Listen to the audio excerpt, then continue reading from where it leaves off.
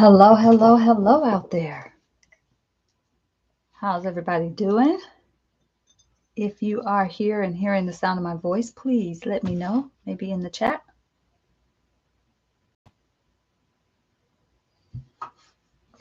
Hi, Deidre. Listen, I really want to get this straight. It drives me bananas that it's a little cattywampus, but I don't know how to make it straight, which seems weird. Let's see. Sorry for the shakiness. Hi, Christy. Loud and clear. Awesome. I'm trying to figure out how to get my camera to make this not be so wacky, but it seems like when I look at it, everything looks straight. Oh, that's better. Look at that. That's better. Okay. My eyes are playing tricks on me. Hi, Stephanie. Hi, Linda. Welcome, welcome. All right, welcome. All right, let me do my little introduction. Hi, I'm Kiala Givehand. Welcome to my YouTube channel. I am doing a month-long series called The ABCs of Me, where I am going live here on YouTube every day for this month and just talking and sharing, sometimes creating about all the things that I like to talk about, that are important things to me. And that make me who I am, honestly. I've lived a very wide life, and so I am constantly torn between all the many things I could share and that I have time to share. And so just talking about these things actually this week this month have really helped me start to get a little more clarity around the things that really bring me joy. Like I get off the call and I'm like, ooh, I could keep talking about that particular thing forever. So it's really helping me kind of narrow in on the things that talking and speaking publicly about really get me excited. So this month long, I'm going through the alphabet, ABCs of me, and we are on letter day O. And here's a fun fact. About 20 minutes before this call, Damon came in and he was like, okay, what you talking about today? I was like, yeah, I'm going to talk about quilting. I'm going to talk about, quality time and questions. I've got a bunch of questions I can answer. And he was like, why are you focusing on a Q on the O day? And I was like, wait, what?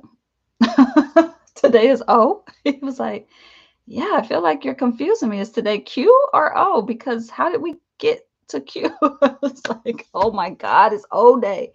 So I had to quickly put up all the things I had to show for Q day and go grab really quickly all the things for O day. So I've been operating in Q mode all days, just like mentally preparing to talk about quilting. And I had a whole so here we are, O day.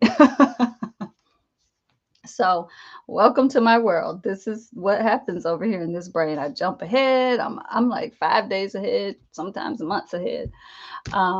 So welcome. If you are new here, welcome to the shenanigans. And if you are tried and true and you've been hanging around for a while, welcome back. I am excited to spend a little bit of time with you today. My goal here is to keep it under 90 minutes. So I'm going to be watching the clock today and be really mindful of that. What I want to talk about today, let's do our little thing that we do.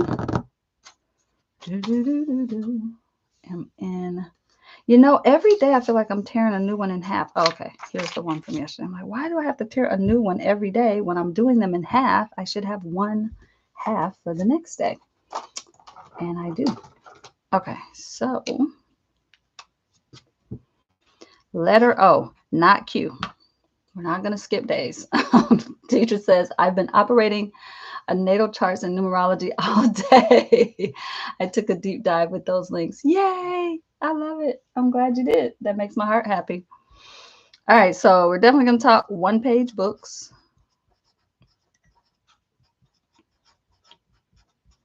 We are going to talk oracle cards. And I had a list somewhere, y'all. Hold on. I have my main master list, and then, oh, oils, the essential kind. Yay. And I feel like there was something else on the list, y'all. I don't know. I know some of you all, I can't see my title once I start the conversation, like once I start the live stream. So if somebody does have access to see what I titled this day, if there's something else on that O list, let me know. But yeah, I mean, Damon was like, you probably have a lot of O things. I was like, maybe, I don't know. I could talk about oranges. But on the intro, or on the page, when you say, schedule a live stream, it lets you put in a little title. So I did put something, but I'm thinking that that's probably enough. So we'll start with that, and we can add to this as we go if we need to. I have a feeling I could talk about one-page books for like hours. So, oh, perfect. Thank you, Stephanie. She says is that the three things I have is exactly the three things that were in the title. So I guess these are the three things, y'all. If I start talking and there's some other thing that comes up, I will absolutely bring it into the conversation. But I think for right now, this feels good. So I'm going to sit that off to the side here. So I remember, I'm going to try to put it right in the top corner there. Okay. So also, we're always pull cards every time we come together. So I feel like this will be a good segue into talking about oracle cards and talking about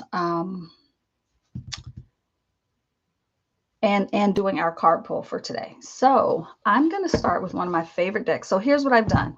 I have more than 50 some odd oracle decks, and that's oracle, not tarot, not Lenormand, not inspiration decks. So just saying. And I have fewer oracle decks than I do tarot. Yeah, so I have a lot of decks, is what I'm saying.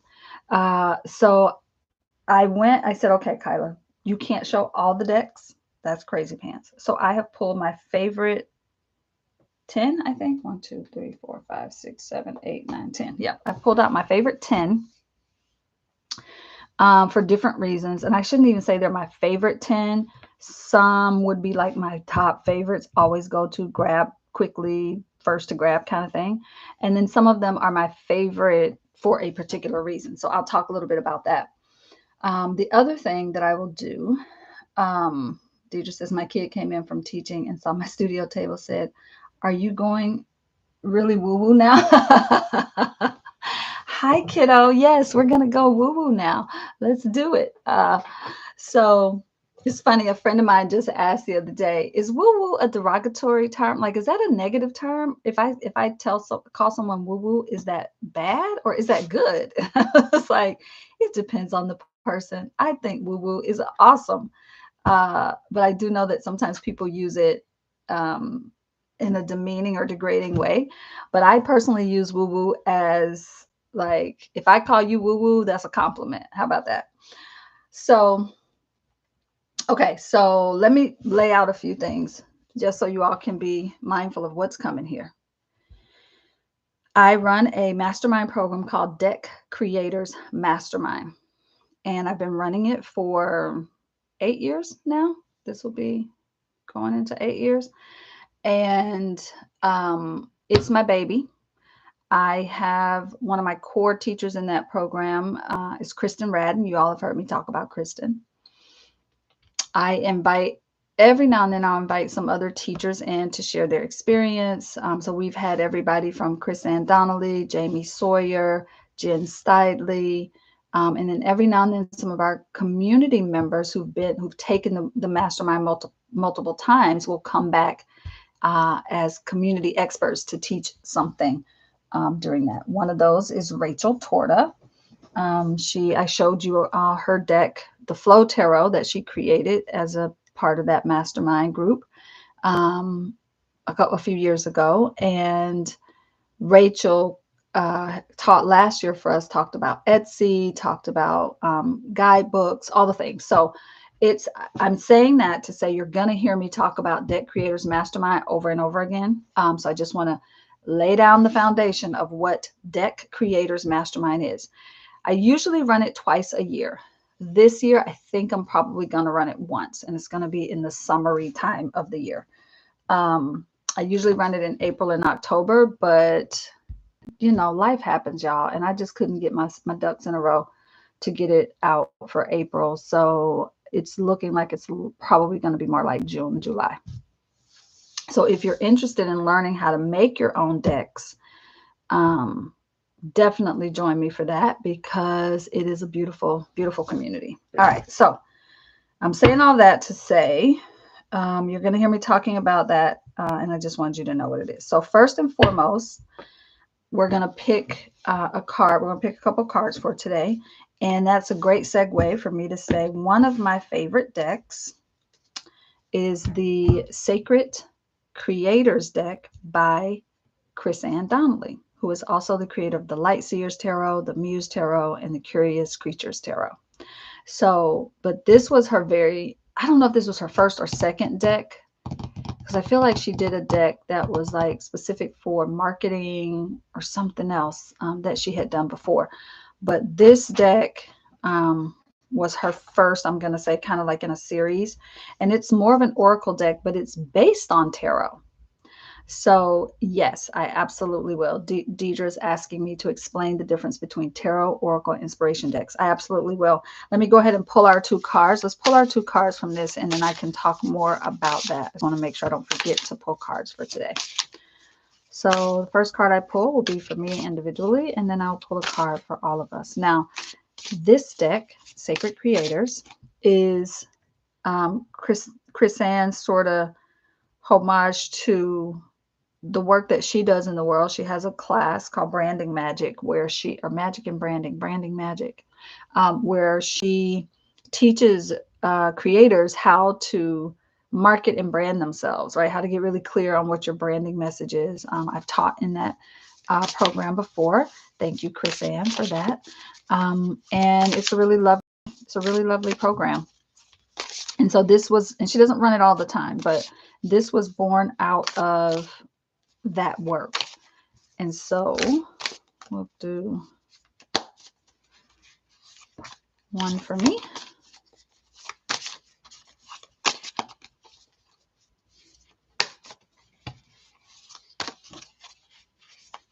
And one for the collective. All right, my card. Move beyond intentions to belief. Number 5. We're going to come back to that. We talked about numerology a little bit yesterday. For the collective, the edge of evolution feels messy. Yeah, it does. And that one is a 40, number 40. All right. So one of the things I love about this deck is its simplicity. The symbol, each one has a symbol on it, and then a saying, a phrase, and then a number. And it's pretty, like, it's just that simple. And I love that about it. Not a lot of muss and fuss to deal with. Just like, okay, here's the thing.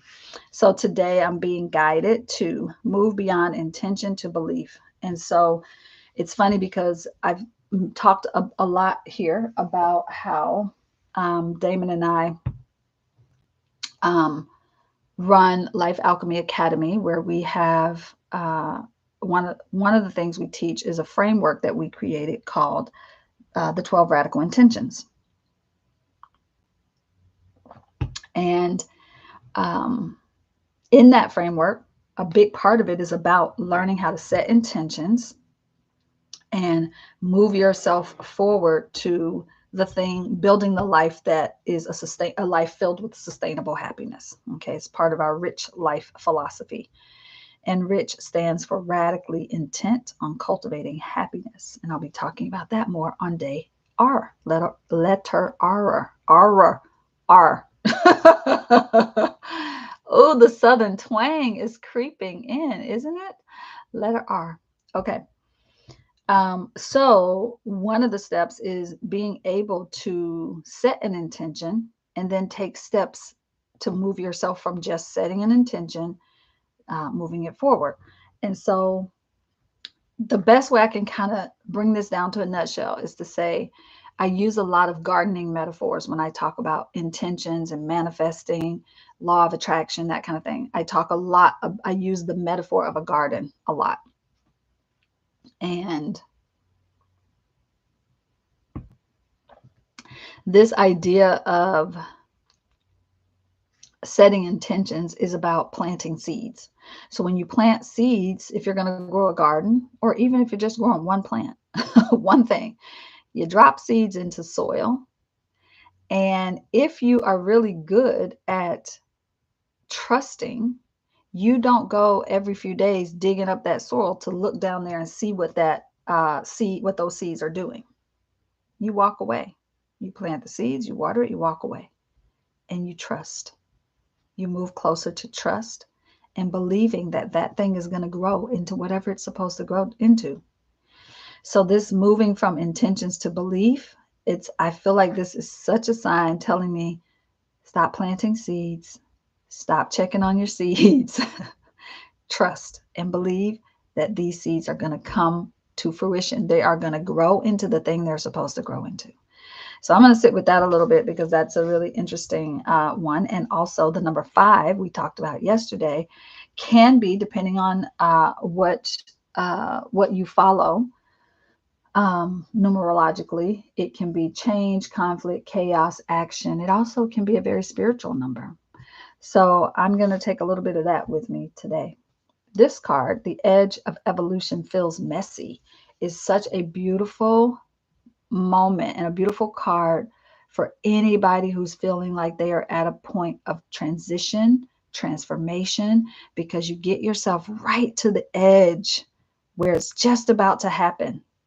And then, ooh, I'm noticing I peeled an orange today, and well, that stayed very orange. You get yourself to the edge of transformation. It's just about to happen. You're just about to experience that breakthrough moment, that transition moment where you step through a threshold from one place to another. You are right there on the edge of evolving yourself, whether that's as just evolving as a human, evolving as a artist, evolving as whatever that next thing is, as a worker, an employee, a boss, a supervisor, as a wife, a partner, transitioning from one phase of life to another. But when we get right there at that edge is when it gets the messiest, when it's just about to happen. And so I feel like this is great. So if you are out there listening to this, think about the places where you are right on the edge of evolution. And if it feels messy, trust that. Trust that messiness. 4 plus 40, but 4 plus 0, we end up with a 4. And 4 is about stability. It's about hard work. It's about reliability. It's foundation. And so really remembering that when you're at the edge of evolution, when you're at that point where you're just, some people would call it the precipice, right? When you're right at that point where you're getting ready to cross over into whatever that new thing is, that thing you're evolving into, it's going to feel messy. Your work is to believe, right? To have that, to trust that you've laid the foundation, to trust that moving through the mess will get you closer to stability. To remember that your hard work is what gets you to that phase of evolution, to that threshold where you're getting ready to make a transition and shift into the next thing, right? So it can look messy, feel messy, be messy. You have to continue to stay the course and trust it, right? So I'm going to stop there. Those are our 2 cards for the day. I'm digging it, and I'm loving the color. This red is really a pretty red, and it's coming up actually pretty accurately on the camera there. So I think that's nice. All right. So the difference between an oracle deck, a tarot deck, and an inspiration deck. So the quick down and dirty answer to that is tarot decks have a system that they follow, 78 cards. You've got your 22 majors and your 56 minors. And inside the minors, you have ace through 10 that represent what we call the pips, similar to Gladys Knight and the pips. And the court cards. The court cards are made up of exactly what you would think when you think of a royal court. There is a page, a knight, a king, and a queen and a king. And so those cards flow with the system. There's a system. So it's, I'm not saying that there aren't some tarot decks in the world that have more than 78 cards, because sometimes deck creators take liberties and license, and they, add a second or third card in there. But a traditional tarot deck has 78 cards, not 40, not 25, 78. Oracle decks can have as many cards as you want. There's no set number for oracle cards. Inspiration cards, I showed you all one version of an inspiration card yesterday. It's not meant, or an inspiration deck, my mixed media inspiration deck. It's not meant to be oracular. It's not meant to give you any particular answer to a question other than, I mean, it could be considered oracular because it answers one question. What do I do next? What should I do to this piece of art next? You pull a card, it says, scraping the paint with a skewer. Right? So anything, so all three of those, I guess, technically can fall under what we call the oracular arts umbrella. Anything used for divination, anything used for you to go and get guidance, to get support, to answer questions, and sometimes to even predict. And so under that, you have things like Lenormand, Kipper, Marseille, Toth, Rider-Waite-Smith Tarot. You have the tarot stuff. And then you have your oracle cards, which I'm not even going to sit here and try to name a bunch of oracle cards because there are so many. I'm about to show you 10 right now. And then you have inspiration decks that could be anything from just quotes on a card. Several of our deck creator mastermind folks have made decks that have quotes or sayings. I've shown you all a few oracle cards since we've been here to, doing this month. So you'll see a few more oracle cards right now as I'm going to go through them. And then I will be showing more tarot decks on letter T day as well. So in Quill Pen Paint, we do a lot of work with oracle cards, tarot cards, all the different types of oracular things that we go to for, think of it. If you go all the way back, I talked about this the other day with natal charts. A lot of what we live in this modern world comes from ancient times, comes from things like the Greek myths. And so in Greek mythology, there was a thing called the Oracle of Delphi. And people would go to the way the story goes, people would go to the Oracle of Delphi. They would ask a question, they would get an answer, right? And oftentimes that answer would come to them in riddles. So there's a whole lineage out there around oracle and oracular arts. And so that's the main difference between tarot. The main difference between tarot and oracle is the system. Tarot is a system. Oracle cards, the creator could create a system to go with them, but they typically, there's not like a general rule of understood, all oracle cards follow this pattern. That's not true. So I've started by showing you Chris-Anne's Sacred Creator. Oh, how close are those? That's crazy pants. I just made that connection. How did I not see that? Oh my God. Okay, Sacred Creators. Again, this is, I'm actually going to see if I can't go through like the first 10 or so of them. That's crazy pants. I'm going to have to message Chris-Anne later and laugh about that. I'm going to go through the first, I'm just going through the numbers right now because I want to kind of show how these are connected back to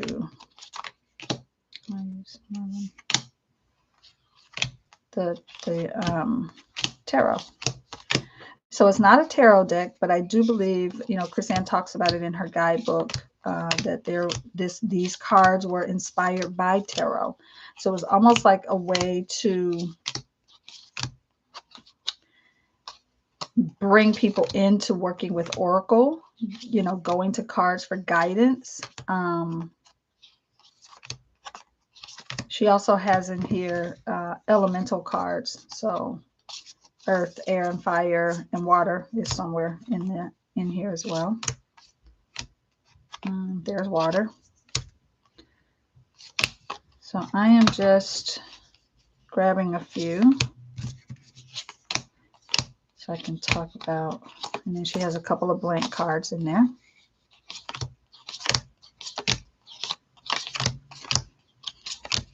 So for those of you who are familiar with tarot, you will completely see what I mean when I say she based it, it's inspired by tarot. So let me go to the 00 card. So this one is 00. It says overthinking can spoil the magic. Well, in tarot, 0 is the Fool card, and it's just about taking a leap of faith. Don't overthink it. Step into the magic. In tarot, card number 2 is the Magician card. Oh, I'm sorry. Card number 1 is the Magician. We need the number 1 first. You are magic.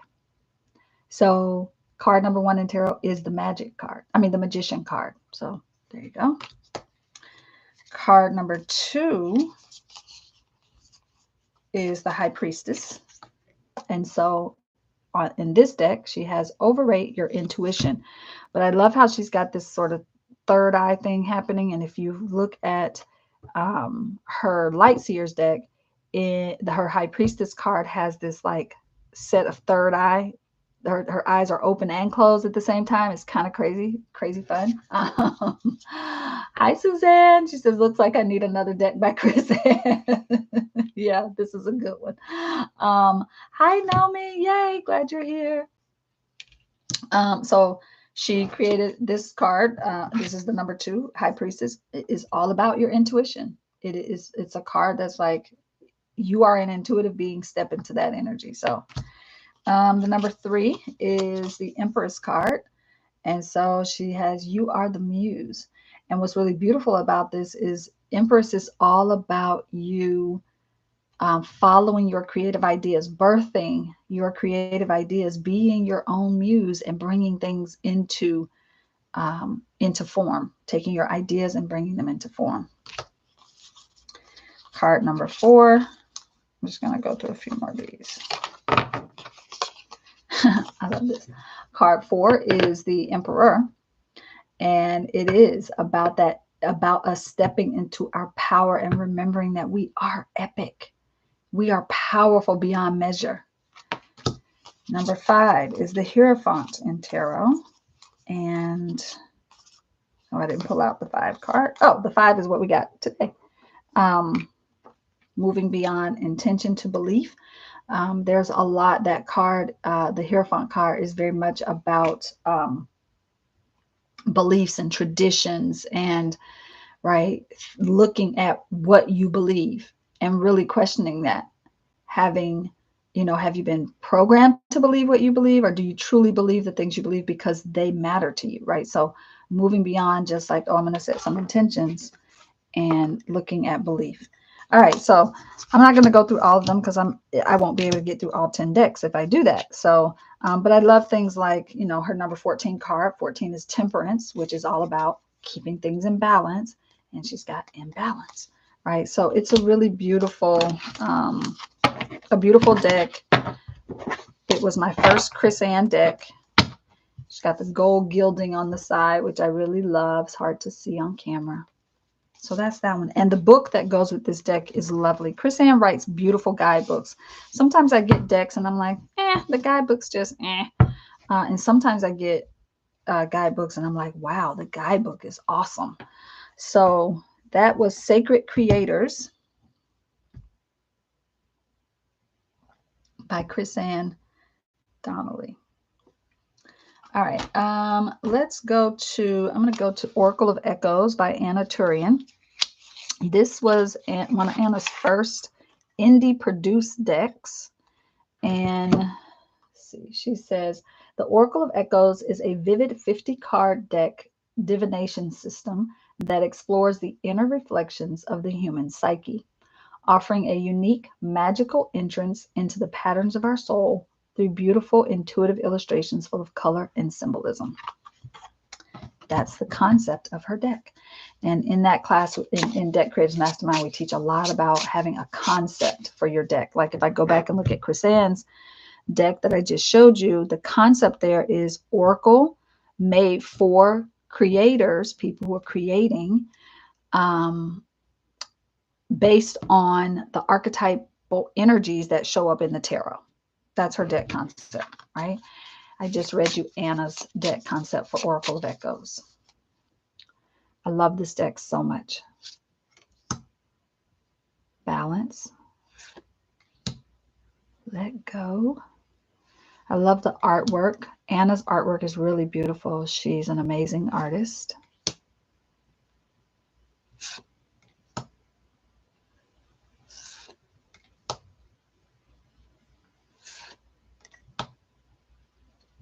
Just a few.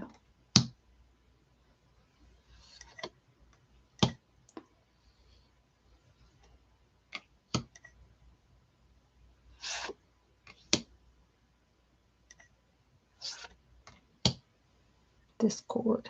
And I wasn't saying the names of them, sorry. Chaos. The moon. All right, I'm going to jump ahead. Just do a few more. Intuition, again, that third eye showing up for intuition. And perfect beauty. Self-sabotage. Rest. And courage. And I feel like this image is very similar to one in one of her tarot decks as well. She was the artist on the Bone, Stone, Earth, Flesh tarot. That is absolutely stunning and beautiful. So that's Oracle of Echoes by Anna Turian. I'm going to show one by Kristen Radden. The deck concept here is glitch, and the deck concept is all about words that we typically use with computers and technology showing up and giving us answers to questions.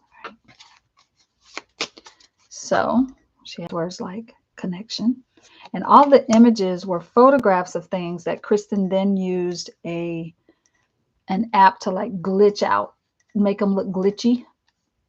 So access, virus. So think of these as think about them as computer terms, but these are words we also use in our everyday language, right? Spam,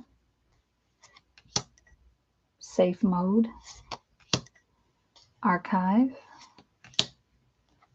template. We don't want to see this ever. 404 error. User friendly.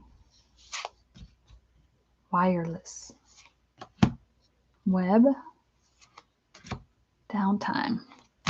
So this is the kind of deck that you can just go, okay, what is this glitch that I feel like I'm having in my life right now? Like, what is the glitchiness, right? You can shuffle, and we'll just do that. I'm going to just use it for myself here.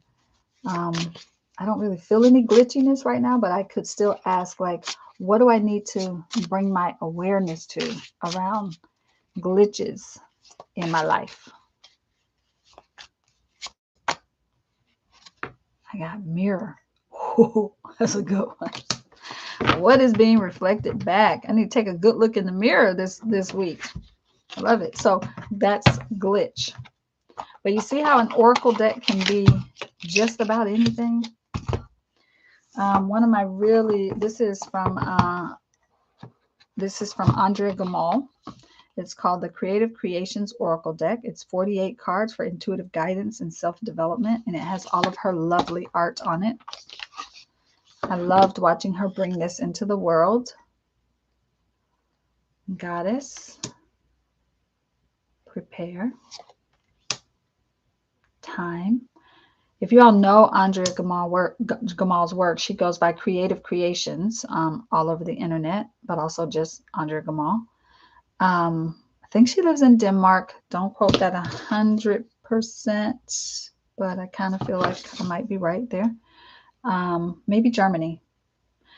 Loyalty, healing, and I love her art. This is all her art, hand drawn, watercolor, really beautiful, vibrant artwork.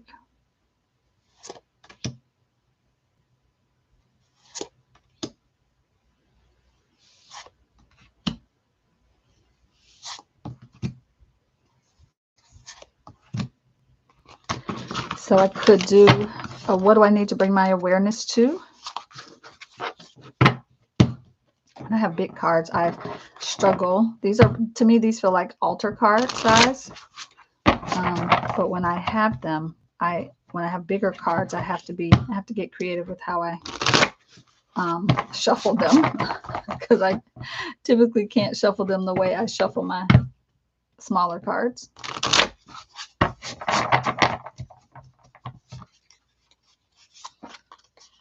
Bring my awareness to, look around. Ooh. Y'all listen. As soon as I did that, I put that down. I did just kind of look to the side and look around. This studio's a mess. That's all I can say. Thank you for that. Bring my awareness to all the mess in this room. All right, so that's Creative Creations Oracle by Andre Gamal. Another one I really love, and if you're offended by feminine body, female body stuff, then you might not want to look at this one, but the Sacred Cycles Oracle by Jill Pyle and M. Dewey. I love this. Illustrations by Jess White. Comes with a little guidebook. But this deck is all about, it says, deepen your relationship with your body's wisdom, the moon phases, and the rhythms of Earth's sacred cycles. We are all cyclical beings, and this 50-card deck is an oracle for anyone in need of guidance, whether they experience a menstrual cycle or not. So the concept in the deck is a lot of the cards are words that are associated with the menstrual cycle. All right, so follicular phase. So I notice I'm holding them kind of to the wolf.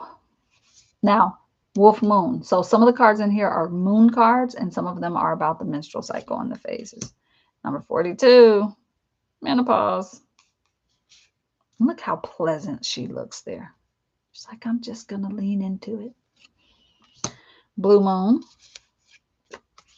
Waxing crescent. So she's got all the moon phases in here.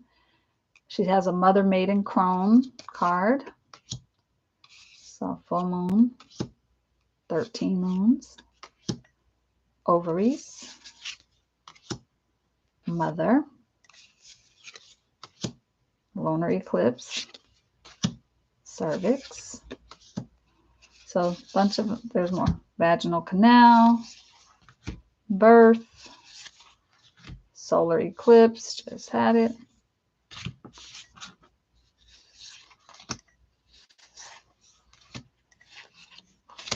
So this is one that I actually, when I work with this deck, I do actually go and look at their guidebook, because they have their own sort of way that they're talking about them, but also because they have these affirmations that kind of go with each card. So for me, this is one of the few books where I really do work with both the cards and the deck at the same time. For those of you that run women's circles, I've gifted out this deck to a women's group that I worked with once. It's a really good deck for opening the dialogue and having those questions about, women-centric things that impact those of us that have female bodied, right?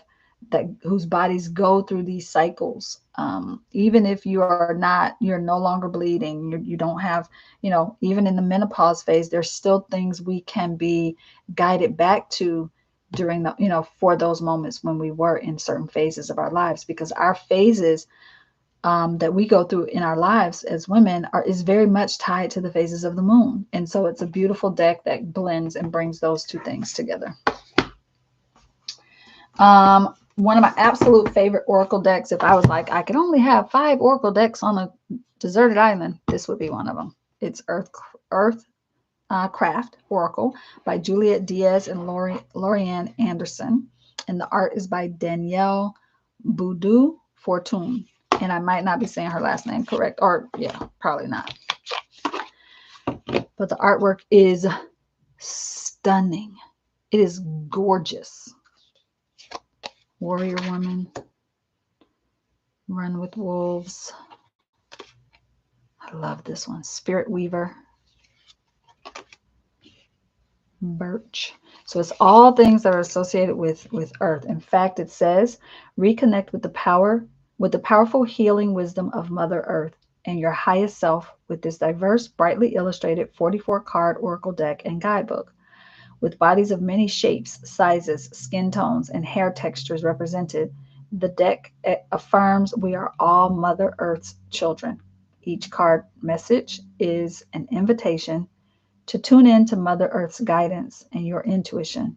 Each spell, ritual, and invocation, an opportunity to bring these lessons off the pages and into your daily practice. And each illustration, a reminder that we are part of nature, not outside of it.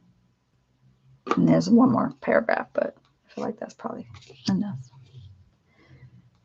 So I just love the artwork of this. It's just so beautiful, so vibrant. Even the death card, so good. And it's so funny. I talked about the number 7 recently and how it is my number. And this year, I'm walking with the death card in tarot as my archetype. So I love this as that. I'm going to come back to that actually. Remind myself that that's in this deck. Well, I started going in one direction and then I started flipping them in the other direction. Get it together. So I won't do too many more, but I just feel like this deck has some really beautiful imagery. Gorgeous. Gorgeous.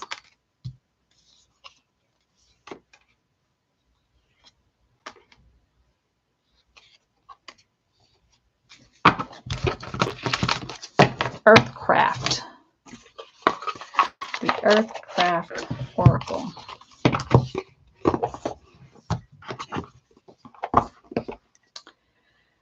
We talked about astrology the other day, so I thought I'd show you one of my favorite astrology decks. I have several, but this is one of the ones I like a lot. It's a fairly new one in terms of astrology decks.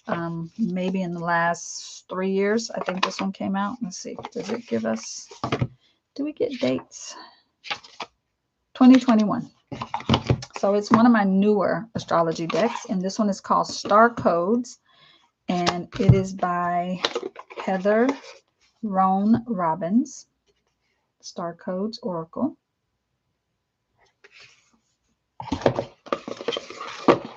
Love this thing. Again, I wish there's a part of me that really wishes the companies that make these more commercialized decks, like Hay House and Llewellyn and US Games, and there's probably a couple I'm leaving out. Man, the size of them. Like sometimes I feel like this size is like if it was just a little skinnier, it'd be almost like perfect. But the width of it is so like, yeah. So I don't know. That's my wish list. And there's not probably anyone out there who really cares.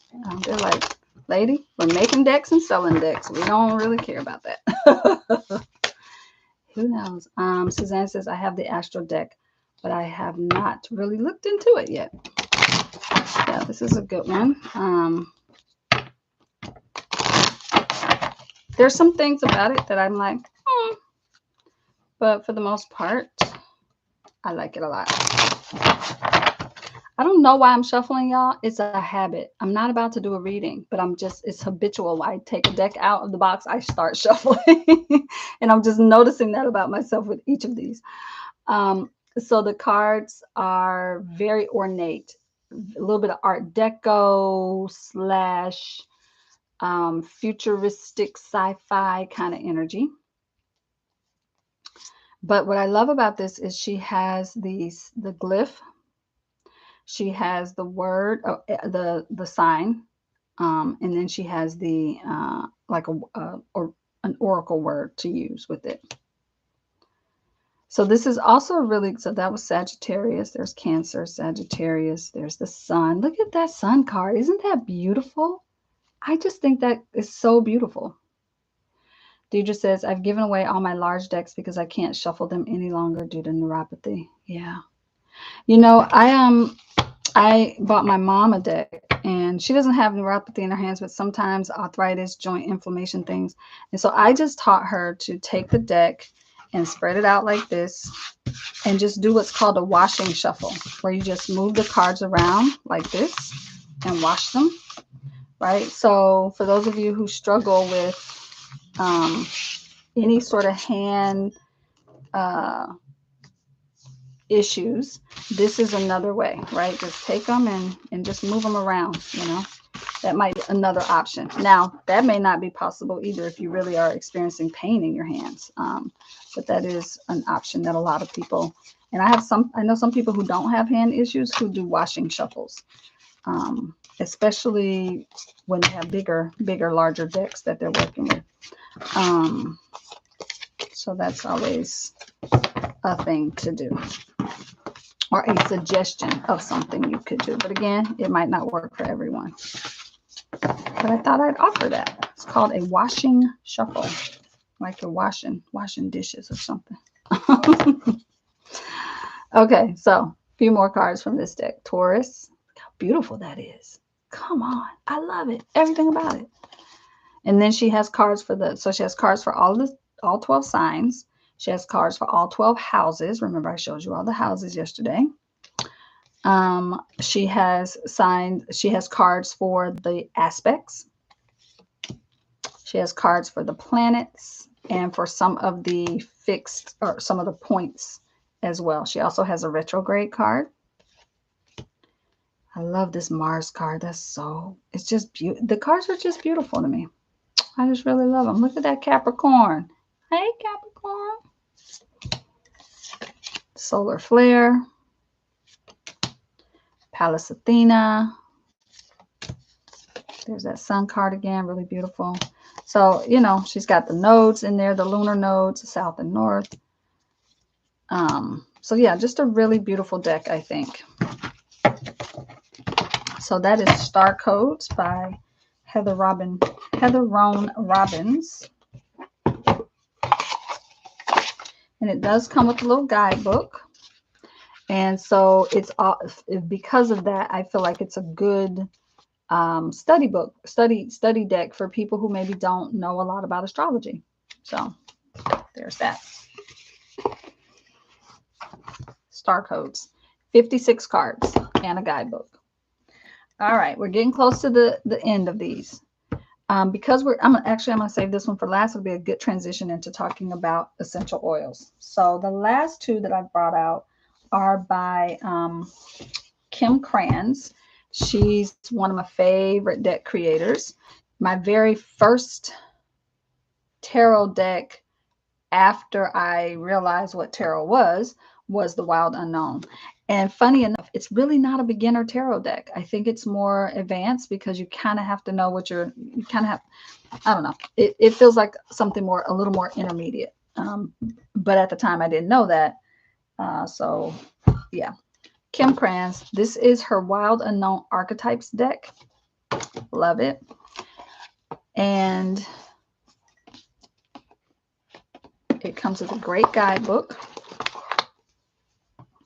In fact, you can see I have things marked in the guidebook. I use this deck not frequently, not like every day or anything, but I do use it when I'm doing really big readings, and I use it a lot when I'm reading for others who are coming to me for like archetypal type things, which personally I feel like everything's archetypal, so I use this deck a lot for readings for others. I love that it's a round deck. But also because it's a round deck, it's difficult to shuffle and to do things with, right? because it's round and it's a big round deck. I have some round decks that are smaller, that are easier to work with, easier to manage, but this is like, these are pretty substantial. You know, I don't have huge hands. My hands, I think, are pretty average hands, but it takes up a lot of space in my hands. And it's all about the archetypal, the experience of working with the archetypes. She says, welcome to the wild unknown archetypes. You will find within 78 circular cards in a round box, lavishly illustrated 224-page guidebook. From the wellspring of the collective unconscious emerge images that appear in the dreams of every culture, illuminating our multiplicity and uniting us in the endless story of humanity. These are archetypes. Their limitless potential is yours to behold as you travel to the realm of dreams, visions, and myth. May you always be on the inner quest. Now, it is a collage deck. She is like hand-drawn, but also collage imagery on it. The siren. The threshold. I used to use this deck to pull cards for my deep divers to work with. I think I'll do that again for this year. I would pull cards for them, and that'd be kind of like their guiding card for the cycle that we were in. The shadow. The pilgrim. The cave. You know, I would even say that there's a new, I don't know if it's new, that there's also another category of decks called archetype decks, where the deck is just about archetypes and meant for you to just work with archetypes. The desert, the forest, so on and so forth. All right, so there's a lot of them in here. This is one of my favorites in the deck, the self and the mystic. Those, I think, are probably my two favorites in this deck. Oh, and the creator card, of course, the creator. So it's a really great deck to work with. She has some awesome spreads in it. I know I haven't shown you a lot of the deck's guidebooks, but I am going to show you this one because I think the guidebook is one of the things I love about this deck. And so in the guidebook, she does this thing where, depending on the card you get, she's got like stuff all around, you know, from symbols to work with, to quotes, to what to look for when it's in shadow, when it's in doubt, in the dark, how to go deeper with the card. She has words for you, keywords to work with. So I really love the guidebook. I think it's really well done. And I can't believe we haven't done a deck study with this deck. What is wrong with me? Maybe this will be one of our 2025 deck study decks, because I think we might be full this year of the decks we can deck study, but I don't know. If not, maybe we slide this one in this year before the end of the year. So that is the archetypes, the Wild Unknown Archetypes deck. And I mean, it's just beautifully packaged too. Like, I think she and her publisher folks did a great job with how this is, except for now I can't seem to get it back in as I try to talk. Gotta be. Let me just let me focus. And I say that, you know, and then I can't get it back on. Making a total liar out of me. Don't make a liar out of me. Come on, get in there. Y'all, it's never this hard to get on. It's only because I'm trying to do it while I'm on a call, like on live with y'all. Okay, I'm gonna have to do that later because oh wait. I was going the wrong way. Oh, bless my heart. Okay. The Wild Unknown Archetypes deck and guidebook by Kim Krans.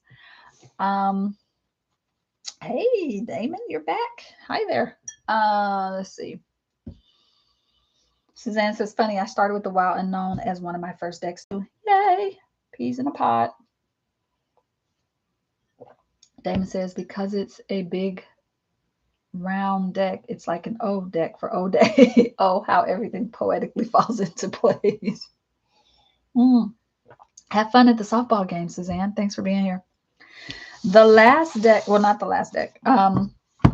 This is also by Kim Crayons, and this is actually one we are doing a deck study with this year in Pulp Pen Paint, the Wild Unknown Alchemy Deck and Guidebook. I haven't gotten to know this one as much as I know this other one. In fact, I've used this for maybe 1 or 2 readings. But my goal with doing a deck study this year with this deck is so that we can learn it more. I can learn it more and play with it more. It is a hexagon. Is that hex? 1, 2, 3, 4, 5, 6. Yeah, hexagon shaped deck. And I really love what she did with it. It's all about alchemy. So she's got a lot of the alchemical names of things in this deck. It's just a really beautiful, I think, deck. And I can't say a lot about it because I still haven't, but I'm loving it. I love that it has this hexagram shape. That shape in and of itself has its own stuff to think about. But the uncreated, the new pearl, sparks of light, the great serpent. Again, it kind of has like a little collage feel, but a different collage than what she did in the first one I showed you. So we're gonna play with this deck and just kind of see what mystical sister conjunction, the peacock's tail. And she has the names, I think, I want to say maybe Latin names that is to what they correspond to in the study of alchemy. Unus mundus, synchronicity. Rebus, magnum opus, the great work. The red and white rose. The golden rose. Right, so it's probably a deck that's a little bit out there for some. If this is not the work you're used to doing, you may be like, what is happening here? You might be like, masa confusa, chaos. But I wanted to show this one because I really love it as a deck for working with like how to change and transform things in your life.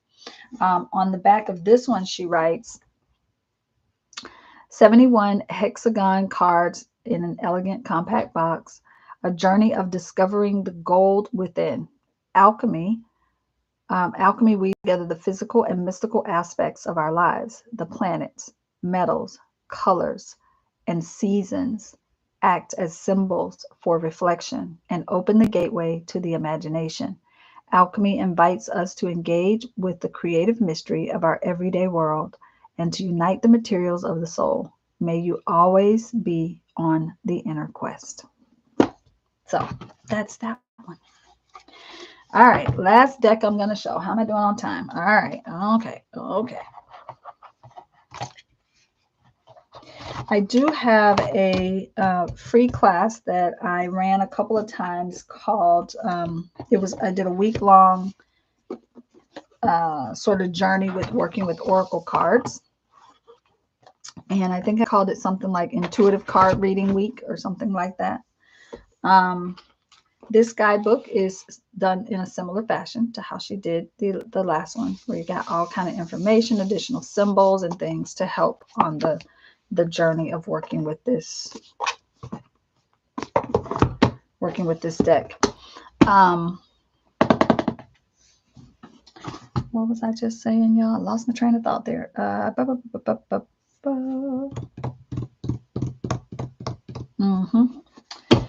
don't remember what I was saying. Oh, the free class, the week-long journey into working with Oracle cards and learning how to read them intuitively. I might do that again. We'll see if I can fit that into my world. All right, so last deck but shifting into also talking about essential oils at the same time.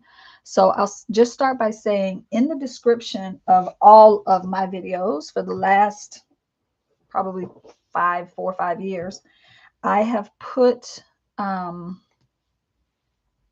link to what I call my chem-free life, chemical-free life. Essential oils is a really big part of how I made a transition to chemical-free living by learning about essential oils. I've taken a few classes on herbalism that always brought in essential oils.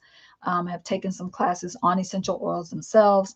And then eventually was like, I really want to help people use essential oils in their journey for self-healing, transformation, creativity and creative awakening and spiritual awakening. And so it's like, I better really kind of shore up my my knowledge and my understanding of these beautiful things. So I really love this too. I don't know. I'm a sucker for packaging. I pay attention to packaging because I also teach in the Deck Mastermind. We talk about packaging. We talk about the different ways. Are you going to use a box? Is it going to be a box with a thing you can see through, or is it going to be more like a tuck box? Are you going to customize it? Like we go into the whole thing about boxes. So I spend a lot of time looking at packaging and how people package their their things. And I just think this is so lovely. I love it. So essential oils also were a big part of my health journey and helping me get back to what I feel was a fuller, healthier life. Now, this is the moment where I'm going to say I'm not a doctor, I'm not prescribing, I'm just going to share my personal experience here. All right, this is my personal experience. I'm not telling anybody to go out and do these things. I'm not saying, I am not telling you to replace medications for this.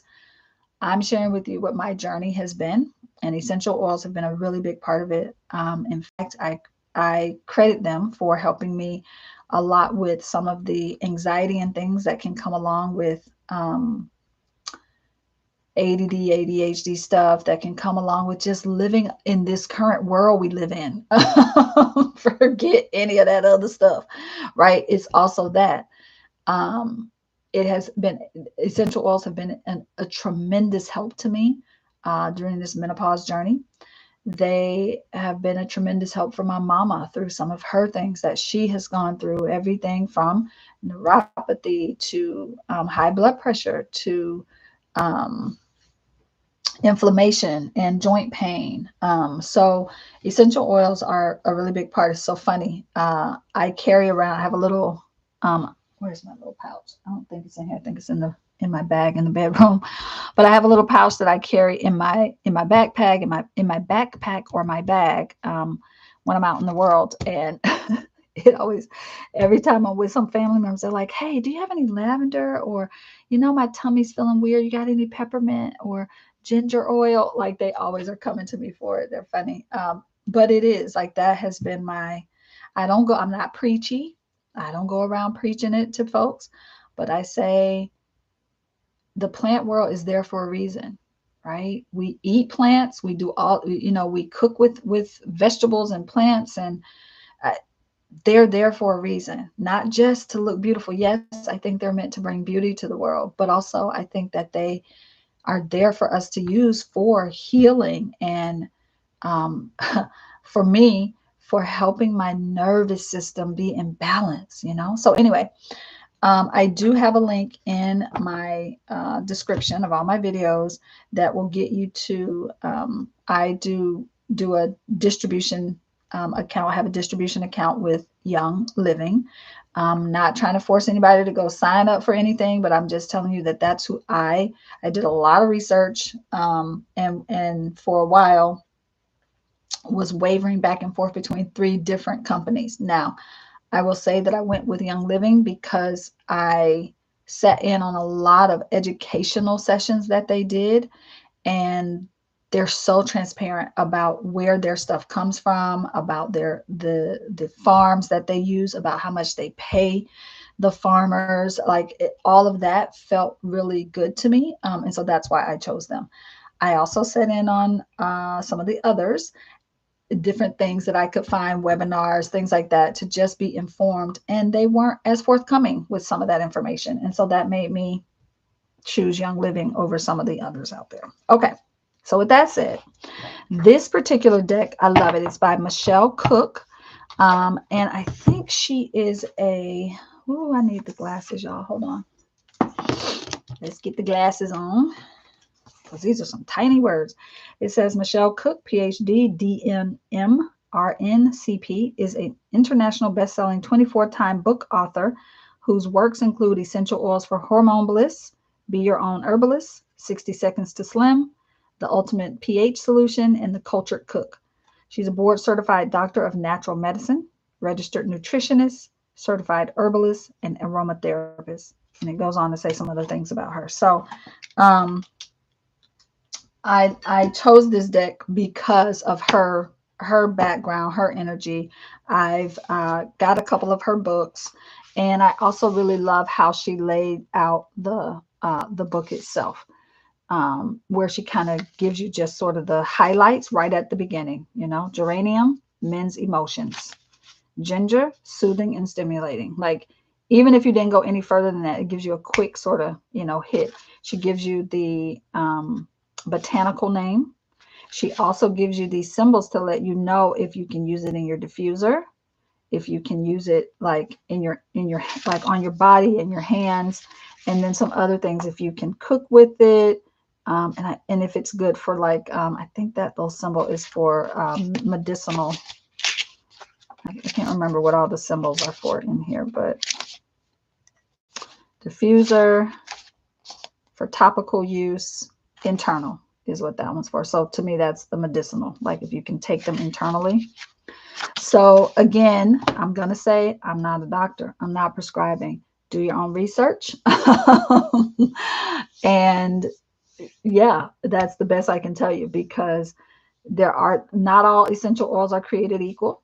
The ones you're buying at Walmart probably are not the same quality as the ones I'm getting from Young Living. Just saying, right? So be mindful of that. So yeah, when people are like, Kyla, these essential oils are so expensive, I'm like, right, you're paying for quality, right? And Young Living has some that are ingestible. They have a whole line of them that are specific for you to put in your, like, I have a little oregano and basil, two different ones, oregano, basil, that I cook when I'm making spaghetti sauce. One drop, and it's like, you think that somebody's Italian grandma has stood over for 5, days over the sauce trying to get it just so. Right? But at the same time, I feel like I'm doing something good for my people by putting some good stuff in there. So, all right, I digress. The Essential Oils Healing Deck. I love this because I feel like this deck, I love the imagery on it, first of all. Some really good ones. There are so many herbs that could have been in here. I think she chose some really great ones. Basil, bergamot, birch, black pepper. I'm just going to jump around. Lime. Lemon balm also goes by Melissa. Sandalwood, so good for sleeping. So good in the diffuser. I just do sometimes when I've been having a hard time sleeping, I will go into the room about 30 minutes before I know I'm going to be ready to go to bed, and I will put in sandalwood and a little bit of lavender in the diffuser and let it run. I sleep like a baby. Like, seriously. So this is an essential oils deck, and in terms of like using it oracularly, I can sometimes I have a couple of decks that are herbal decks that have herbs and things in them. And one of the ways I use them is I'll get really quiet and just go, what does my body need internally today? Right? And I'll shuffle and I'll pull a card. And if I have that thing as an essential oil, I'll use it in the way it's meant to be used. If I have that thing as a tea, I'll drink it in a tea. If I have that thing as a if I have it as a thing to eat, like if I get ginger, then I'll make sure that I have some of that like in a salad or something. If I have it in my spice cabinet, I'll do that.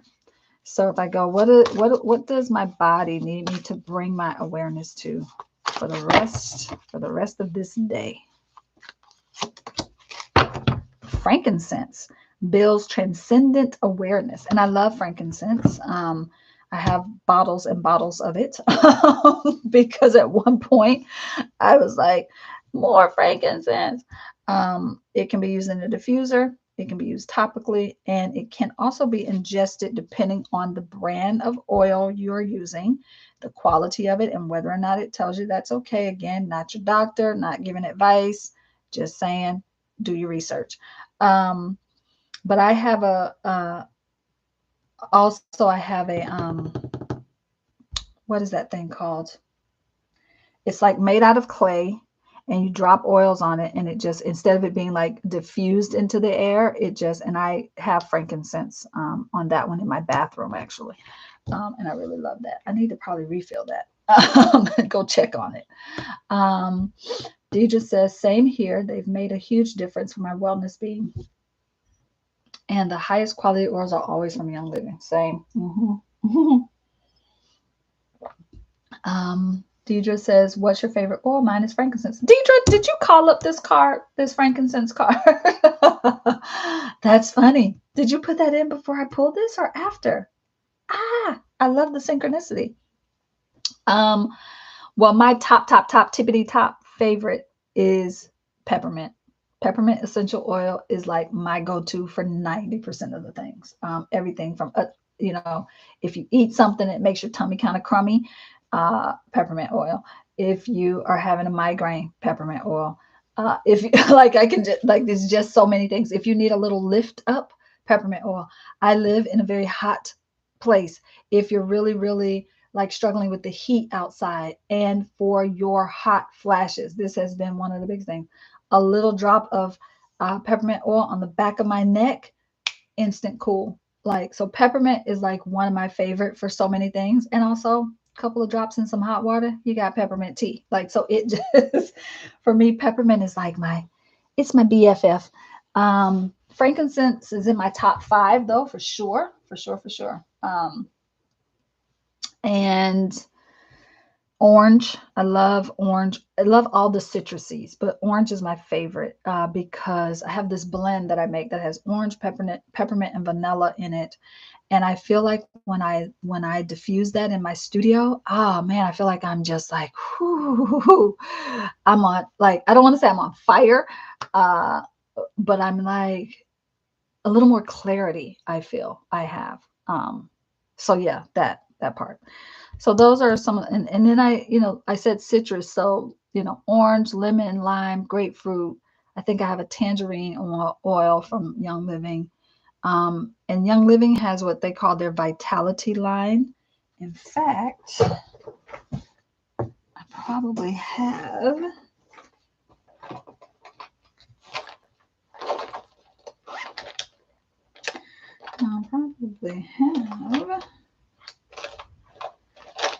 I'm going to do a mini moment here where I say this is one of the best things that Young Living has in their arsenal. I personally feel like this, I'm almost afraid to say it because I feel like I will get blasted by people if I do. So I'm just going to leave it by saying my husband and I have not been sick in 20 years. Are we at 20 yet, babe? Maybe I'm overreaching. Are we more like 18? 16, 17, 18, somewhere around there. Not a cold, not a flu, so I'm going to leave it at that. There's other things I would like to say about this thieves, but let's just say there was a certain time a couple of years ago where Young Living could not keep this in stock because people knew the power of it. It is amazing for detoxing. You can rub this stuff on the bottom of your feet before you go to bed, put some socks on, and wake up the next day and literally feel like overnight you've had like a little bit of a detox. Now, obviously, My body is different than everybody. Everybody's body's different.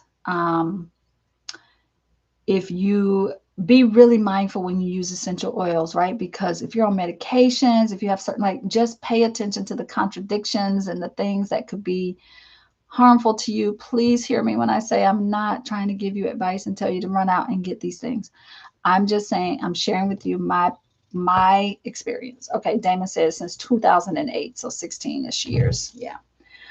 So anyway, if you were like Kyla, I can only afford one thing from Young Living, I would say get yourself some thieves. Either the roller like this, the roller that you can just roll on to places, or they have one that is, they have everything thieves. They have thieves hand sanitizer. They have thieves hand sanitizer. They have, these are the things that are just like right here in my desk drawer all the time. I was actually looking for something else, but when I opened this, I was like, ooh, thieves. Okay, this is what I was going to show. I'm going to show that one as well. Okay, so let me try to have a complete thought here.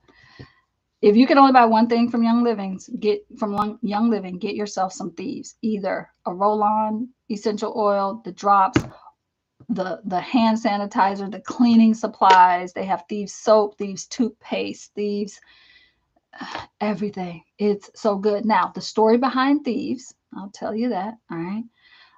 The story behind thieves is in a lot, and you'll see this in a lot of the Young Living products. They because oils are used in the Bible and talked about in the Bible a lot. And so there's a story in the Bible about the thieves who were able to go into the homes of the lepers in the, when there's the whole leprosy thing that breaks out in the Bible.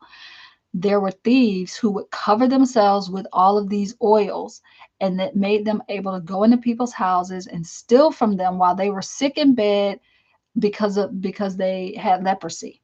And the thieves never got sick, never got leprosy. So this oil is essentially mimicked after that story in the Bible. Okay. And many of their oils have that sort of story connected to them, like frankincense and myrrh is used in the Bible a lot. There's a lot of others, but holy basil and all the things. So I feel like I went sort of somewhere there, but I'm going to bring myself back and say, what is this other one? If you were like Kyla, I can buy two things from them. I would say thieves and deep relief. My mother swears by this. She has the roller, she has the salve. This stuff is so good. I am not somebody who has aches and pains. All right, but I'm 51 years old. I live a semi-sedentary life. I teach a lot online. I'm sitting down writing a lot. I'm right in the car on road trips a lot. I'm not athletic. I'm not like on a baseball, softball team, or I'm not a runner. So I live a pretty, I mean, I'm active, but I'm also not like, so when I go for walks or things, and I sometimes, my knee might be doing a little something. I'm like, oh, I think I stretched that. I didn't stretch. I didn't do the whatever. This stuff is good. Also, what it's good for is just general stress, right? You don't have to be somebody who has aches and pains. Sometimes you just stressed, right? Life can be stressful. So my stress, I hold my stress it manifests in my neck. And so when I start feeling that tension in my neck from stress, I just grab my little deep relief roller, roll it on my neck. I'm not feeling it today, but I'm gonna roll it on there anyway. And within 10 to 15 minutes, it's like it's not even there anymore. Okay. Now, those are my results. That doesn't mean that's going to be your results. I'm just telling you what my experience has been. So if you're like Kyla, I can get two things from Young Living: thieves, anything with thieves in it, and deep relief. My mother, I come into her house and I'm like, oh, you got the deep relief going, huh? She's like, yeah, I rubbed it on my knees and I rubbed it on my back and I rubbed it on my neck. But she swears by it. It's one of her go-tos. All right. Last but not least, this has been a huge help for me. This particular one. This one is called Sclarescence, and it has been very helpful to me during the menopause journey. I will drop the name of this. I'll drop this in the description because those of you struggling, I invite you to go and look it up. I'm not telling you to go buy it. I'm saying just go read about it. That's all. And again, I don't even know if it says anything about menopause specifically. Maybe I have an app, a Young Living app or essential oils app, and I feel like, yeah, anyway, this has been helpful for me.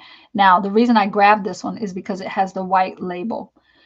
All of their white label that say Vitality on it, if it says Vitality, it is a part of their ingestible line. So I just dropped this and dropped two drops in a mug full of hot water with a little honey and drink it down. And it has been a tremendous help to me. Also, see how it says 100% pure therapeutic grade essential oil supplement. Therapeutic grade is extremely important if you're going to use essential oils, people. Now, that part I am saying, that's like, take that to the bank. That's why I'm saying to you, the things you buy at like CVS, Walgreens, Walmart, Winn-Dixie, Bed Bath & Beyond, I'm not telling you not to buy them. I'm just saying all oils aren't created equal. Okay, that's my spiel. Deidre says, yes, it's the only oil I use on my face with coconut. Oh, I wonder which one that is, Deidre. Was that the peppermint? Peppermint is my number 2. Deidre says, the only cold I've had in 8 years was when I ran out of thieves. Yep. That does not surprise me at all. Deidre says, Thieves hand sanitizer also has aloe, so it moisturizes my hands. Yep. And she says, the CBD oil with essential oils has also helped my arthritis a lot. Yeah, the one I get from my mom is this one, the CBD. I have this one on steady rotation for her because it's really good. She just loves it and it works really, really well. My mama has had 3 back surgeries, 2 hip replacements, a knee replacement. She's working with some stuff over there, y'all. But this stuff really does help her. I think they have this is the 300 milligram. I think there's one that's higher than this, but this is the one that she loves and swears by. So I keep one here at my house for her when she comes here, and she has it at her house, multiple bottles. She has one in her bedroom, in her living room. She probably has one in her purse. She probably keeps one in the little lift up thing of her rollator. Yeah, she's got them. Deidre says, frankincense in my face. Oh, for your face oil. Erased my freckles. Ooh. Huh. I'm going to have to do a little research on that. And then Deidre says, have you tried, Progression Plus made with yam root? I use that in Endoflex. You know what? I have Endoflex. I've never opened it. It was sent to me. Deidre, it sounds like you know about Young Living, so you'll know how they do the bonus, every month you get the bonus, whatever, if there's a bonus oil, whatever. Anyway, the Endoflex was sent to me. I've had it for like 2 years and never once opened it. So now you're going to make me go look at mine. Thank you for that. And that one, the progestin, why do I feel like I have that? Hold, please. Let me just grab my little container. Hold. All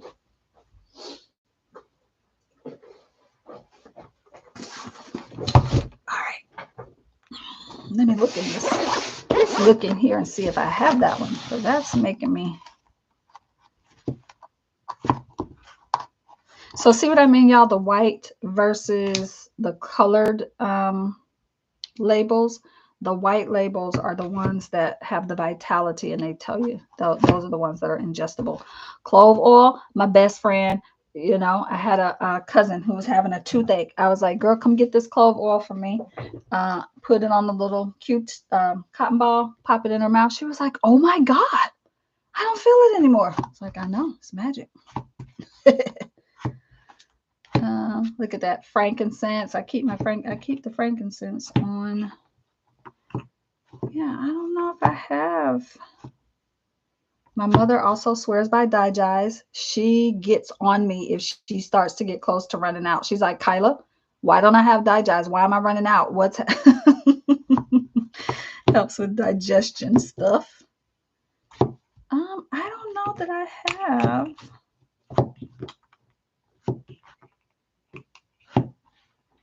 I don't know why I feel like I had that. I guess I don't. Vanilla makes me very happy as well. This energy is a really good one too. The lemon and the grapefruit.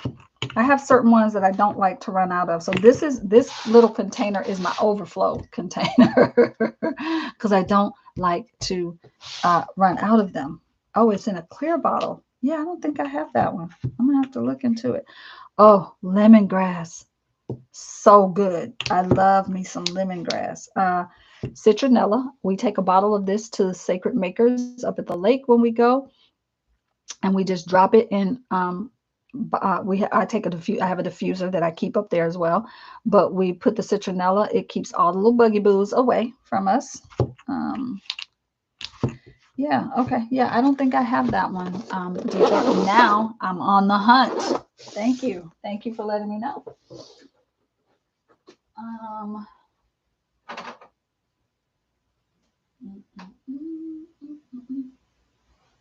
I'm coming right back, y'all. Hang on.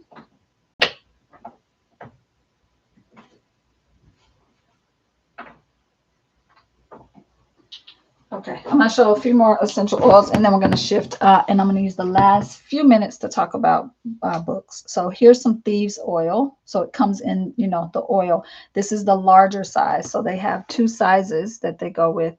This is the larger size. Just gift yourself the larger size. In fact, I think if you use the link I have in my description, it gets you to a page I set up that has a thieves starter kit, and it has like thieves oil. It's got thieves dish detergent, thieves soap, thieves cleaning solution for cleaning in your home, and maybe the laundry soap for washing your clothes, but don't quote that. So that's thieves. Also, I showed you all the vitality version of this, but this is so here's the distinction, right?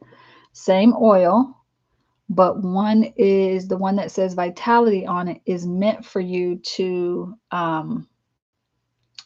is meant for ingestion. I guess it doesn't like to try to focus on two at once. I don't know.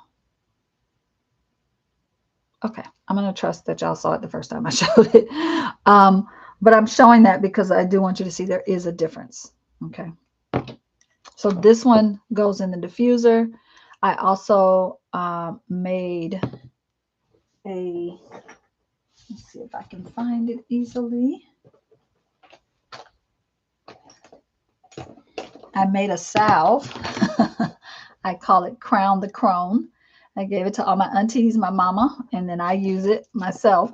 This is for this this particular salve has a bunch of things in it that help with the whole menopause world, right? So I gave this to them. It's really great for rubbing feet at night. Helps with the night sweats a little bit. I don't do it as often as I need to, but it's a really great one, and it has a bunch of this in it. So I used it to make. So I use my essential oils a lot to make salves, to make sprays, like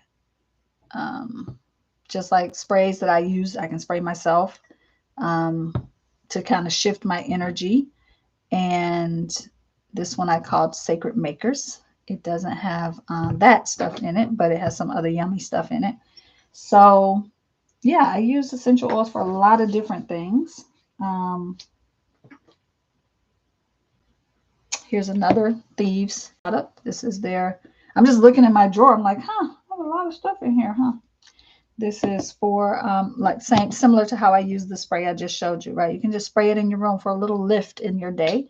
But I spray it in the car a lot because, we used to have the little diffuser you can plug into your cigarette lighter, but or into where you plug your charger for your phone, whatever. But I don't know, those little pads in there just seems like it's so much effort with that. So the spray is good. So sprays are good. I use the sprays a lot. Okay, I think that's probably, oh, I was going to show these for working. Also, I use essential oils for things like shifting my energy, elevating the clarity, my mental clarity, opening up my third eye, working with energy, doing energy work. Whenever I'm going to do like a reading for someone, or even if I'm making things for other people, I like to make sure my energy that I'm infusing into things is really good, clear energy. So I'll use essential oils for that. 3 of my favorites. This one is called Freedom. Now, these might be ones they don't carry all the time, but this one's called Magnify Your Purpose. And this one is Into the Future. These are 3 of my favorites to use and work with when I'm doing work with others. If I'm going to be holding space for other people, like when I am holding retreats online and also in person, I will use essential oils like this because essential oils, plants, all these things, they vibrate at a certain frequency. Again, I have an app that I use that helps me kind of track the frequency. Some things vibrate at a frequency of powerful healing. Some things vibrate at the frequency of like being able to open that third eye or help you with your intuition or move you into a more spiritually grounded place or lift you into a more creative, inspired place, right? So I use essential oils to supplement and support that work as well. All right, let's see what's in the chat here.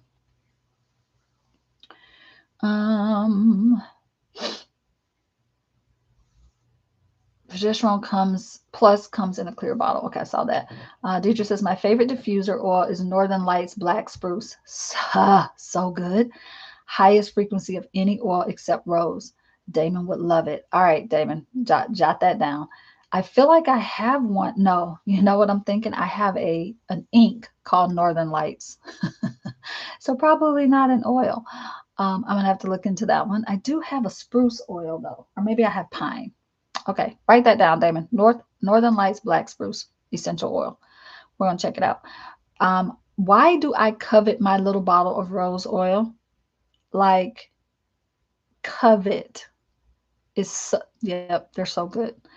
Deidre says they both can be ingested, but the relabeling expense once the FDA approved them was astronomical. Yeah, exact same oil. And I think that's actually true for a lot of them, Deidre, but I try to be really careful because I don't want anybody coming for me saying, you told me I could put any of these oils. So I just try to be real careful about how I say it. Like the white labels are for ingesting. Deidre says, I use a small swoosh of Thieves mouthwash with coconut oil every morning for my oil pulling and while showering. Deidre, you are my people. You are my people. Damon, you see that? She wrote about oil pulling. How many people talking about oil pulling these days? Deidre, you're my people. Yeah, that's why I covered that rose oil. It is pricey. And she says it's got like 10,000 rose petals in it. Yeah, it's good. Yes. All right, so I'm gonna put this stuff away back in my little drawer here. These 2 are by the diffuser.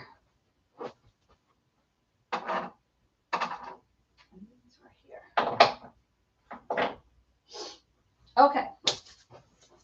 That was fun, y'all. Thank you for indulging me and letting me talk about decks, talk about essential oils. Oh, wait, let me review frankincense. Bill's Transcendent Awareness. Okay. Just want to remember which one I got. Let's see what she says about frankincense in her book. Glasses, because these are tiny words. If I were stranded on a deserted island and could choose only one essential oil to have with me, I would select frankincense, an oil that is both versatile and powerful.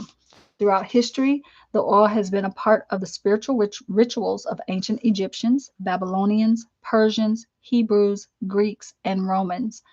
And of course, according to Christian beliefs, it was one of the precious gifts to the infant Jesus when from the three wise men. Because it was so often burned for its purification purposes, ancient Egyptian women even used frankincense char for their characteristic black eyeliner, thousands of years before chemical eyeliner products became commonplace. Many traditions also use frankincense to still the mind, break links to the past, and keep harmful spirits at bay. As I frequently tell the students of my medical aromatherapy group, when in doubt, frank it out. I like that. When in doubt, frank it out. In reference to the oil's versatility and ability to help almost any physical health, emotional imbalance, or spiritual crisis. Frankincense uplifts the mind and spirit, helping to eliminate worries and mental chatter. Choose frankincense whenever you can't sleep due to worry or spiraling thoughts. Frankincense works quickly to gently ease tension and stress and raise our awareness to our spiritual connection. It helps us let go and trust that a higher consciousness is at work for our greatest good, while allowing us to relax and trust the process of life. It enables us to break free from worry so we are not quashed by the mundane or past problems. Then she gives you a list of what you can use it for: allergies, Alzheimer's, arthritis, asthma, autoimmune disorders, back pain, bacterial infections, brain injury, breast cancer prevention, cancer, cellular health, congestion, coughs, dementia, depression, fungal infections on the skin, nail, and scalp, headaches, jaundice, liver health, muscle pain, scars, sciatica, seizures, stomach pain, stretch marks, trauma, tumors, warts, weak immunity. Whew, that's a list. Wound healing and wrinkles. Safety. Safe to use undiluted, but dilute for topical use if you have sensitive skin. Again, do your own research, folks. But I love that. Again, the deck here is the Essential Oils Healing deck. Deidre says, it saved your teeth. Yeah, the oil pulling. Yep. And then she also says frankincense is also a natural sunscreen. Interesting. Interessante. All right, lovelies. That was fun. I could do it all day. That was awesome. All right. I want to talk really quickly about one-page books. And I'm going to start by saying, yes, I have a class. It's called 7 Books in 7 Days. Not all of those books are one-page books. I actually used to have a class called One Page Wonders. Throw up an emoji if you took that class back in the day, because that will show me how long you've been hanging out with me, because that class is old. That was like one of my first bookbinding classes. I called it One Page Wonders. I should bring it back, huh? Let's do it. We're going to bring it back. One Page Wonders. I think I taught about 8 different one-page books in there. But the whole concept is that you can take one sheet of paper and turn it into a book. So I'm going to do a couple of quick ones. Just using some paper that I have here.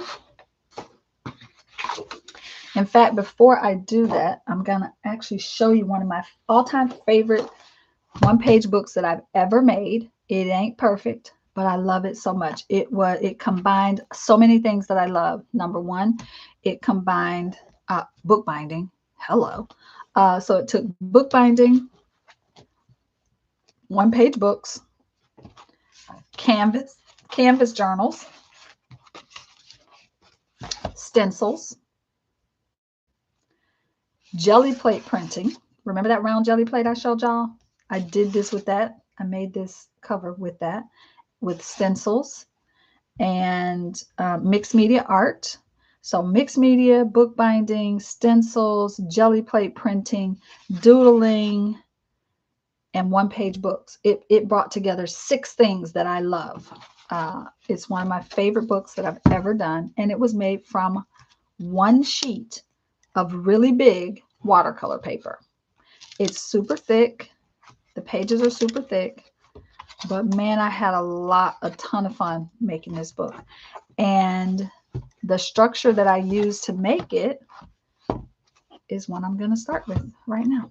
So with one-page books, the bigger your book, the bigger the paper you start with, the bigger your final book will be, obviously. Also, I will say, to me, the purist in me, a one-page book is not the same as taking one sheet of paper, tearing it down, and using signatures. That's not a one-page book to me. A one-page book is where the one page stays intact. Okay, so let's do a quick one. You all know this one. I know you do, because everybody and their mama, cousin, and grandma are making this book these days. They call it a zine. Don't get me started on terminology. But the original name of this one-page book is actually the X book, the letter X. So short edge to short edge fold, open it, and do a long edge to long edge fold.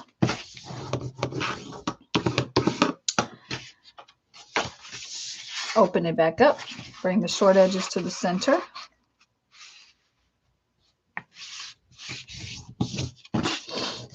So people use the X book structure to make a zine, but a zine does not, this isn't the only way to make a zine. And so a lot of people in the mixed media world have hijacked the word zine.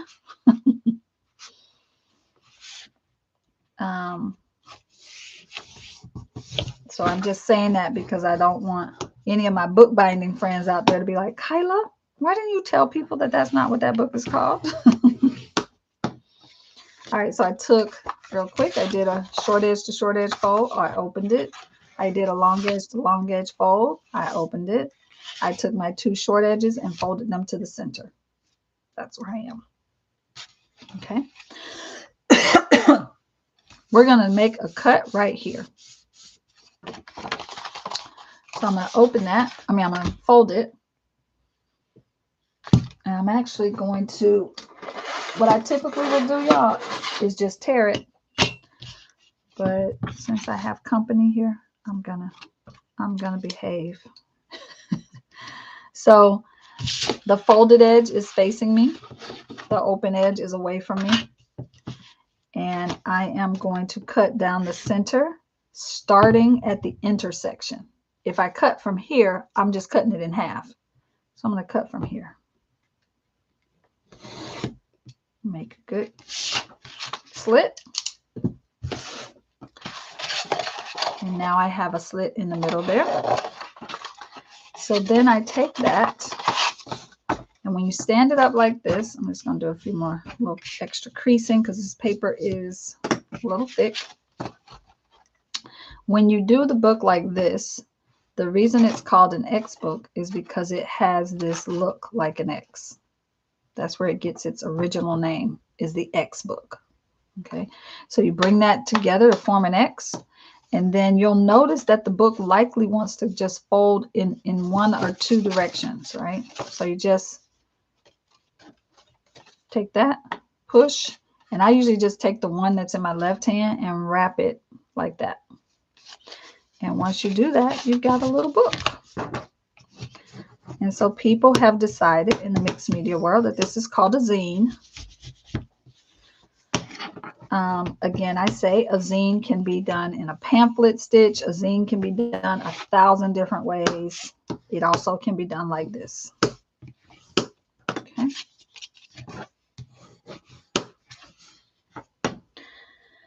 So now you have a little book. A little book.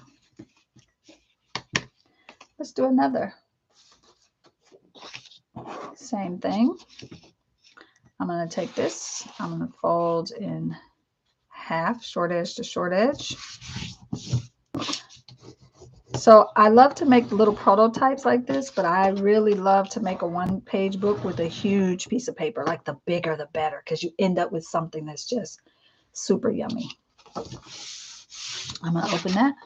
I'm going to go long edge to long edge.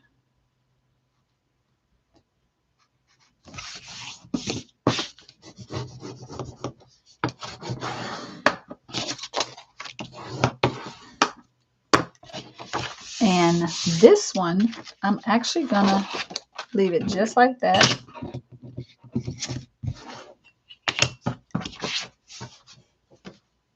I'm gonna make one cut from the center out.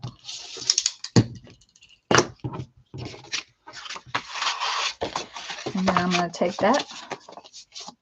So I'll just show you what I did there. So got it laying down with the slit in front of me.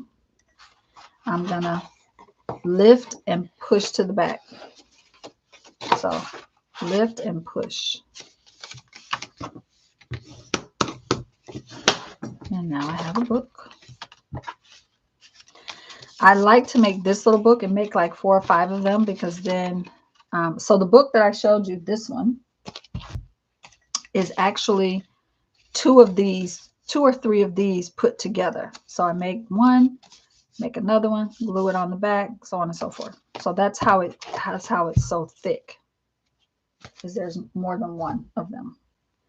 So I like to take this same one and do the same thing, where I will glue another one onto the back and just keep stacking them, and then I end up with a bunch. This one is called the Pants Book. And for whatever reason, the person who named it said that when you look at it from this, when you're like, if you have it on your desk, you all can't see this because you're looking down. But if you were looking at it the same angle I'm looking at, apparently this mimics pants somehow. I don't know that I trust that or believe in that, but okay. Also, I like that you could leave this open. You could also close one side of it, two sides of it, and have a pocket. You could glue this down and make it just one piece, so that you just have 1, 2, 3, and then you just keep stacking them. So one-page books are really, really versatile, I think, because also, in fact, why don't we, ooh, that's going to cut a lot of that off. Let's see if I do that. I'm going to cut this. I don't know if cutting it is actually going to mess it up, but let's find out. The only way to know is to try it. It's just paper. It's just paper. You can do something with it if you don't like what you end up with.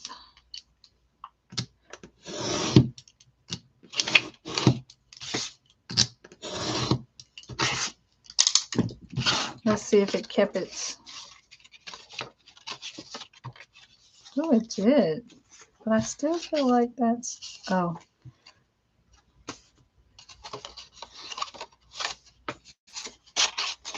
Actually, it needs to be this size.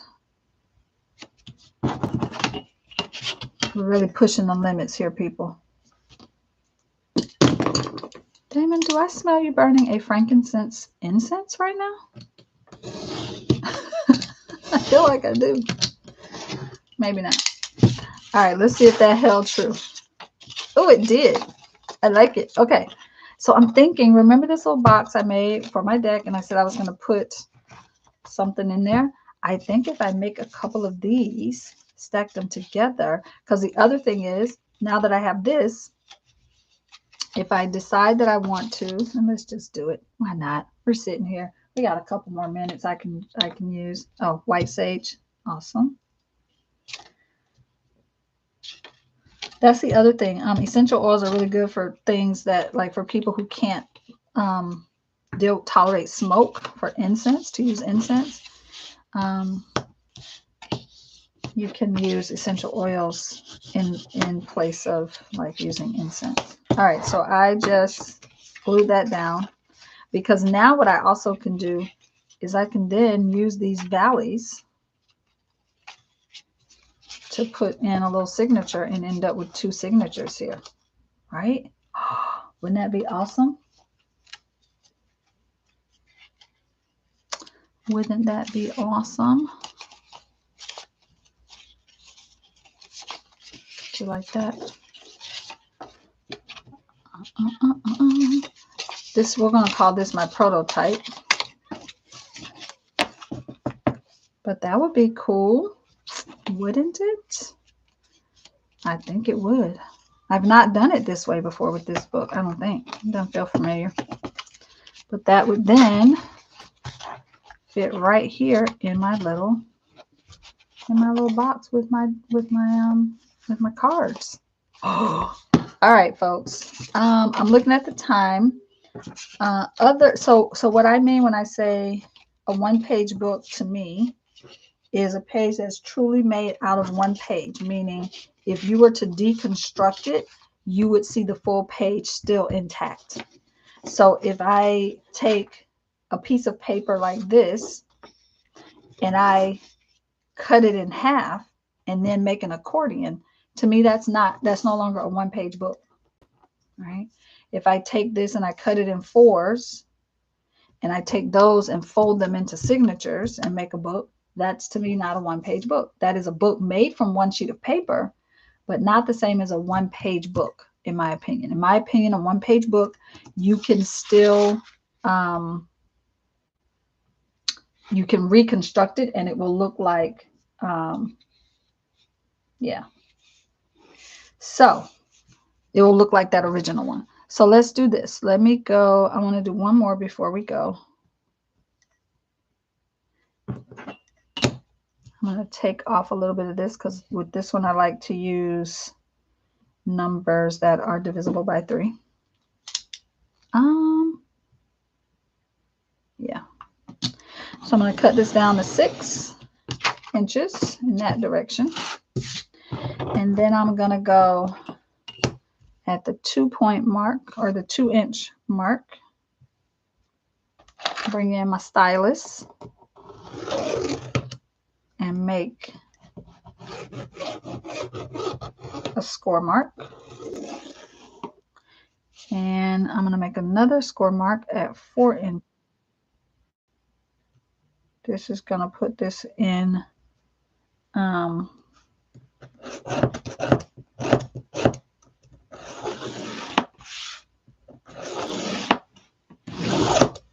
that's going to give me 3 equal sections. 3 equal sections. I'm just going to do a quick little fold where my score marks are.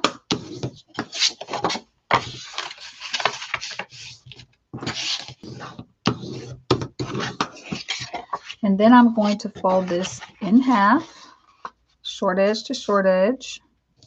And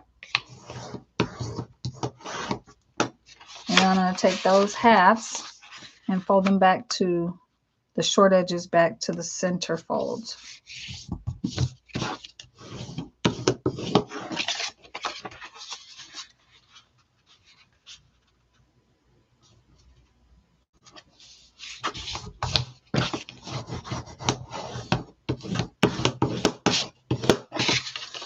So to me, the first step is making a prototype, but really and truly,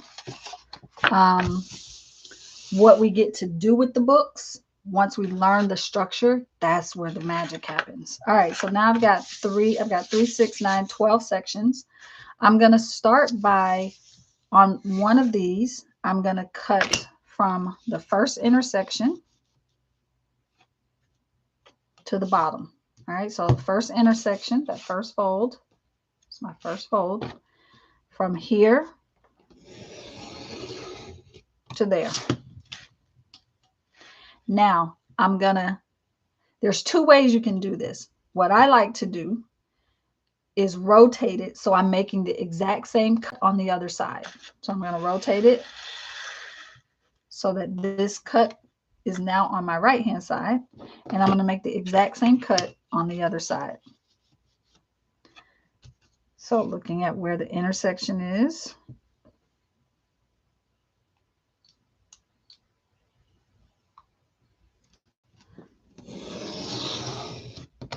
so now what I have looks like that. So essentially you're cutting them as an opposite. So the cut of here is going to be opposite to the cut here.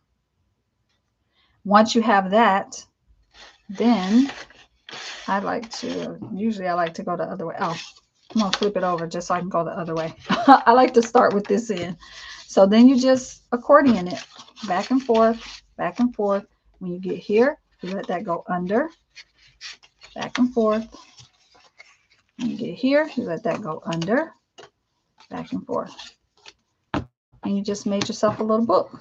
Now, to me, this is a true one-page accordion book, because even though I have it now as, this is also called the snake book, the wandering book, it has a lot, meandering book, it has a lot of names. But now that I have my little book here that I can use and just let it function as a book, I can also reconstruct this so that it's back to being one sheet of paper. You can't do that with an accordion. If I cut this whole thing off, it's no longer, right? So you get my point. That's all I'm trying to show y'all, is that to me, a true one-page book maintains its one-pageness and can be opened back up, reconstructed into the page it started as. Yep. Okay. So that's that, friends. I have about, I don't know, 7 or 8 more one-page books I could teach you, but we'll go with that for now. I'm actually also, let's see. Can this fit in here? What are the odds? Oh, I think I like that one better, y'all. What are the odds? I actually have a little more space in there. Maybe I can get both of them in there. What are the odds of that? Yeah, I don't think I can get them both. Never say never. Might not be able to get them out. They're both in there, but they are tight. They're tight. But I love that. Oh, my box feels right now. Like it does. I don't feel any movement, nothing shaking around. Everything's really sturdy and stable.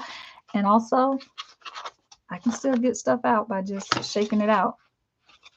So that's good. All right, so I'm gonna call that a win-win. The fact that I can get 2 little books in there and the deck. Who knew? All right, friends. That's plenty for today, don't you think? I've talked plenty for today. Thank you for hanging out with me, for spending a little time. I'll drop links to all of these decks, or at least the names. I might not do the whole linking thing. Most of these you can, the ones you cannot get on Amazon are probably, Kristen's cannot be purchased there. Anaturians cannot.